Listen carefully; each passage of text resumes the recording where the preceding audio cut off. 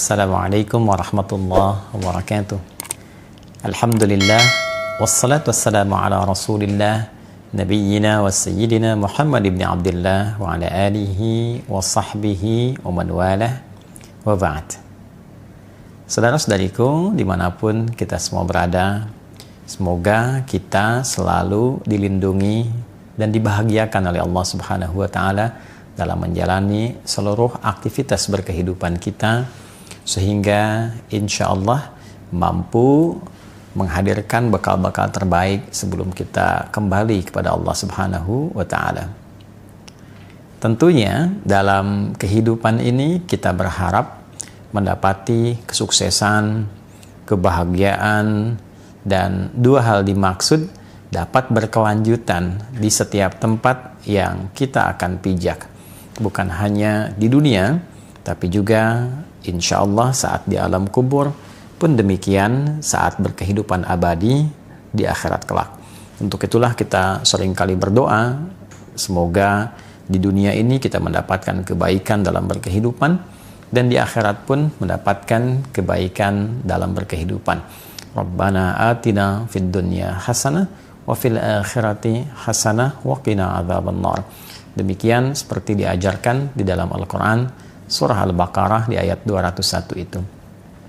Al-Quran menampilkan satu peta jalan yang mengantarkan setiap hamba pada kehidupan yang sangat ideal, berada selalu dalam naungan petunjuk Allah Subhanahu wa Ta'ala, yang dengan itu dapat mengantarkan percepatan hamba dimaksud meraih kesuksesan dan kebahagiaan. Di dalam bahasa Arab, sukses dan bahagia disebut dengan falah. Jika itu dapat digenggam, maka disebut dengan aflah. Orang yang dapat menggenggam kesuksesan dan kebahagiaan dinamakan dengan muflih. Jamaknya disebut dengan muflihun. Orang-orang yang berada dalam naungan petunjuk Allah Subhanahu wa Ta'ala, yang dengan itu ia dibimbing untuk dimudahkan beraktivitas, dilindungi dari berbagai macam gangguan, diberikan petunjuk yang memudahkan mencapai harapan, maka setidaknya mereka berada dalam naungan petunjuk dan kebaikan. Ada hudan. Jika kita gabungkan berada dalam petunjuk, perlindungan yang diberikan oleh Allah, dan orang-orang ini mampu cepat meraih kesuksesan dan kebahagiaan, maka dua bagian ini kalau kita satukan menjadi ulaika ala hudam mir rabbihim wa ulaika humul muflihun. Kalimat ini tertuang dalam satu ayat yang utuh di dalam Al-Quran, yaitu surah Al-Baqarah di ayat yang kelima, sekaligus memberikan tanda kepada kita bahwa ada orang-orang yang sangat mudah beraktivitas, memiliki petunjuk yang jelas, dan cepat menggapai kesuksesan dan kebahagiaan. Siapa mereka itu? Bagaimana cara mendapatinya? Disinilah kita akan mencoba meringkas itu semua secara singkat dan padat tentunya. Teman-teman, ulaika, mereka itu, maka dikembalikanlah mereka itu yang memiliki ciri-ciri pada ayat-ayat yang sebelumnya. Jika tadi ditampilkan capaiannya di ayat kelima, maka kita dapatkan di ayat keempat, ayat ketiga, dan ayat kedua yang merangkum seluruh langkah menuju kebahagiaan dan kesuksesan sejati dimaksud. Ada 5 hal yang kelimanya kita bisa sarikan khususnya dari ayat 3 dan 4 terkait dengan jalan cepat menuju kesuksesan dan kebaikan serta kebahagiaan yang sejati. Yang pertama, alladzina yu'minuna bil ghaib, yaitu orang-orang yang selalu mengupgrade imannya kepada Allah sekalipun Allah belum nampak secara langsung dalam pandangannya. Jadi syarat pertama, seseorang ingin mendapatkan kedekatan dengan Allah, sehingga ketika terbangun relasi yang dekat ini, aksesnya terbuka untuknya. Jika seluruh akses terbuka, maka tentu konsekuensinya kesuksesan, kebahagiaan mudah sekali didapat. Dalam kehidupan, ini bisa ditafsirkan dengan logika yang sangat sederhana. Anda memiliki akses dimanapun, dalam keadaan apapun. Akses yang mempercepat harapan dari apa yang ingin Anda capai. Tidak ada yang semisal dengan Allah, laisa kamitslihi syai'. Namun dalam kehidupan duniawi kita saja, orang yang punya akses kepimpinan mudah sekali mendapatkan beragam macam bentuk kemudahan dalam beraktivitas. Demikian seterusnya. Maka bagaimana dengan orang yang memiliki akses yang sangat kuat kepada Allah Subhanahu wa Ta'ala? Maka dengan akses yang kuat itu, kedekatan yang lebih itu, Allah pun membuka seluruh jalur-jalur kemudahan dalam berkehidupan. Baik itu di dunia, di alam kuburnya, sebelum wafat, wajahnya tersenyum. Saking bahagianya dia mendapatkan satu paparan keindahan yang akan dia raih setelah dia wafat itu. Pun demikian dengan akhirat. Bukan sekedar harapan, tapi dia memahami itu sebagai janji yang pasti yang akan ia peroleh. Maka syarat pertama adalah berusaha untuk terus meningkatkan iman. Tidak sekedar beriman. Ada amanu, telah beriman. Ada yu'minun, selalu meningkatkan kualitas imannya. Selalu mengupgrade keadaan imannya.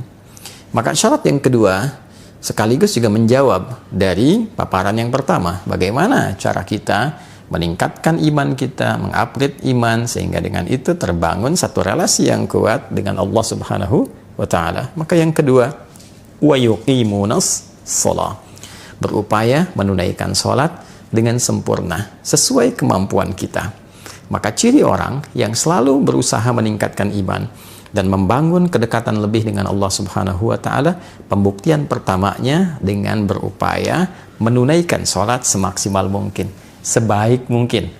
Bisa berisi pemaknaan kuantitas. Ada orang yang mencukupkan sholat fardu saja. Yang penting subuh, zuhur, asar, maghrib, isya ditunaikan. Tapi orang-orang yang ingin meningkatkan keimanannya kepada Allah, membangun hubungan yang lebih dekat, lebih kuat, dia coba ikuti dengan sunnahnya. Sebelum subuh ada sunnahnya, ia kejar. Antara subuh ke zuhur ada sholat sunnah apa saja, ia coba rinci. Ia coba berusaha menunaikan sesuai kemampuannya. Kemudian sebelum zuhur ada sunnah apakah saja, setelah zuhur ada sunnah apa lagi. Pun demikian di asar, di maghrib, di isya, di pertengahan malam, sesuai kemampuan ia mengeluarkan tema-tema terkait dengan sholat, waktu-waktu terkait dengan sholat. Maka dia berusaha menunaikan. Berapa rakaat bisa dia tingkatkan. Pasti ada perbedaan. Orang yang sekedar menunaikan sholat fardu dibanding dengan yang menambah, meningkatkan dengan sunnah, akan terasa perbedaan pada dirinya. Dan dengan perbedaan itu terasa konektivitas hubungan yang terbangun antara seorang hamba dengan Allah Sang Pencipta pasti juga berbeda. Dan dampaknya akan lain. Orang-orang yang memiliki konektivitas yang baik dengan Allah, melatih pertama kali dengan kuantitas, dengan jumlah, setelah itu akan berpengaruh pada kualitas. Yuqimun bukan sekedar menunaikan, tapi ia merasakan kehusyuan di dalamnya, kenikmatan dalam menunaikan sholat. Maka mulai mencoba memahami mengapa tangannya mengangkat seperti ini, kenapa harus baca Allahu Akbar, apa maknanya Allahu Akbar. Kemudian juga dia berupaya memahami iftitah, berusaha memahami Al-Fatihah, sehingga 3 bagian tubuhnya berfungsi secara maksimal saat menunaikan sholat. Tangannya bergerak, lisannya bicara, organ tubuh bagian luar. Kemudian pikirannya menerjemahkan, mulai bagian dalam. Intinya nanti rasa hati yang merasakan. Ketika lisannya bicara Allahu Akbar, pikiran menerjemahkan Allah Maha Besar, hati meresapi. Ya Allah, aku berikrar Engkau yang Maha Besar, Maha Agung. Namun dalam keseharian seringkali aku membawa keagungan, keangkuhan, dan itu menjadi hal yang tidak baik. Lalu diresapi, ditaubati, masuk ke iftitah. Allahumma ba'id baini wa baina khatayaya, ataupun wajahtu dan yang lainnya sebagai bagian dari komitmen untuk memperbaiki diri, menjauhkan dari kekurangan, dari kesalahan, membangun kesolehan dan kebaikan-kebaikan baru. Itu dampaknya sudah sangat luar biasa. Jadi bila itu kita latih akses terbuka, setelah kita mendapatkan akses itu, bagaimana membangun sifat yang ketiga? Wa mimma razaqnahum yunfiqun. Adalah orang-orang yang mampu berbagi kebaikan dirinya dengan meningkatkan kemuliaan sosialnya. Jadi ada amalan sosial. Setelah baik secara individu, ya, secara pribadi, ia bagi kebaikan itu secara komunal, secara sosial. Jadi Satu, meningkatkan keimanan. Dua, melatih itu dengan menunaikan sholat, terkoneksi dengan Allah, dan pancarkan kebaikan personal itu dalam komunitas sosial. Berbagi dengan ilmunya, jika dia punya ilmu. Berbagi dengan materi, jika ia memiliki kelebihan materinya. Berbagi dengan sifat-sifat baik, minimal dengan senyuman. Maka nilai-nilai itu akan mempercepat kebaikan-kebaikan yang mampu ia raih. Kebahagiaan bisa diraih ketika berbagi sifat-sifat kebaikan dengan orang lain, walaupun dengan senyuman yang membahagiakan orang. Basmatuka fi wajhi akhika sedekah. Senyummu yang membahagiakan saudaramu itu bagian dari sedekah, dan itu sifat sosial yang baik. Kemudian ada dengan materi, ada dengan pengetahuan. Maka orang-orang yang menerima pembagian-pembagian nilai kebaikan itu dengan aspek nilai kesalehan sosial tadi, tanpa disadari membuka jaringan, membuka perlindungan yang telah Allah buat sistemnya secara alami. Sunnatullah fil kawan, sunnah yang Allah letakkan sebagai hukum berkehidupan yang sifatnya universal. Kemudian yang keempat, tentu untuk melakukan itu semua, meningkatkan iman, menunaikan sholat dengan baik, mengoptimalkan sifat sosial, itu mesti ada panduan. Nggak bisa kita mengerjakan sendiri. Maka kembali kepada panduan berkehidupan. Maka turunlah yang keempat, walladzina yu'minuna bima unzila ilaik wa ma unzila min qablik. Maka orang-orang ini berupaya menjadikan Al-Quran sebagai pedoman berkehidupan. Allah menyampaikan dengan sangat terang, sangat jelas bahwa Al-Quran ketika diturunkan fungsinya bukan sekedar untuk dibaca, tapi kurikulum kehidupan yang mengantarkan seluruh keadaan hidup kita menuju kebahagiaan dan kesuksesan sejati. Maka kurang lebih 6.236 ayat, 114 surah, 30 juz itu isinya adalah kurikulum kehidupan. Kita keluarkan tema-tema kehidupan dari ayat-ayat yang sangat indah itu, yang terang dan jelas petunjuknya secara tematik. Tema tentang pokok kehidupan, tentang fungsi tubuh kita, bagaimana mata harus melihat, telinga mesti mendengar, lisan berbicara, sampai ke ujung kaki. Bagaimana panduan dalam menjalani aktivitas hidup sebagai seorang misalnya profesional, dia pebisnis, ada lagi yang di birokrasi, di diplomasi, ada yang mengajar, ada yang berdagang, dan sebagainya. Dikeluarkan ayatnya, lalu dilihat detailnya pada petunjuk kehidupan Nabi Sallallahu Alaihi Wasallam, dan belajar orang-orang terdahulu ketika menjalankan petunjuk di eranya seperti apa hasilnya.